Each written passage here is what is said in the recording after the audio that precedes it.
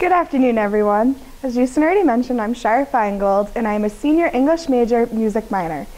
This past summer, I was able to take some time to go to New York City and be a Cornell Fellow in music at Fischer Music Publishing Company. Fischer Music Publishing Company was founded in 1872 and is one of the last remaining family-owned music publishing companies in the country. While their staff is small at only 22 people, they still remain competitive in the music publishing industry. They maintain their own editorial, marketing, sales, production, and promotion departments. They possess over 2,500 pieces of band, orchestra, choral, piano, vocal, string, bass, woodwind, and percussion music. The first department I was assigned to was the promotions department. What this department does is it works hands-on with different ensembles around the country, such as the Chicago Symphony and the Philadelphia Philharmonic, and encouraging them to play music that is owned by Fischer. I was able to showcase my research skills through projects such as creating performance histories, program notes, and starting an artistic director database. These projects, while they did help Fischer find out ways to publicize their music, they also enabled me to research different opportunities that were available to me around the country. After a few weeks in working in the promotions department, I was able to transfer to the production department.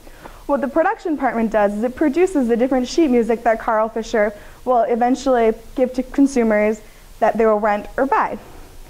Sometimes this means starting completely anew with music that they just bought, and other times it means that you're going to edit music that they've already printed.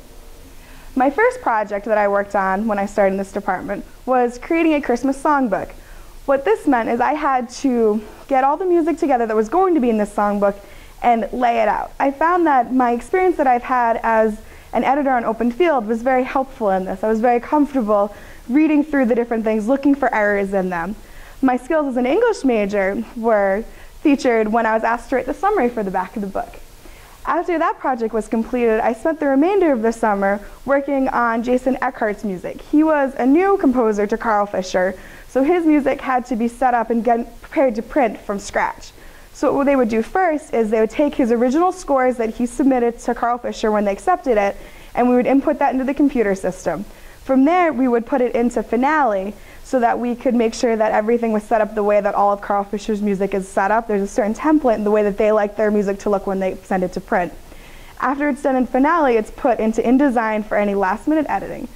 I found that from my knowledge that I gained of InDesign while working as an editor was very handy at this point. I was able to efficiently look at the music, find different errors from my music theory classes, and able to make sure that it was perfect to go to print. Some other smaller projects I worked on were doing some edits of some repertoire books and some proof editing. I've come to view my fellowship much like a liberal arts degree. While I did learn how to work in a professional environment and develop skills that are necessary to be a music editor, such as reinforcing my research skills and enhancing my knowledge of InDesign and Finale, I also learned so much more. I was able to immerse myself in the culture of New York City. And in New York City, there are things there that you just can't find here on the Hilltop.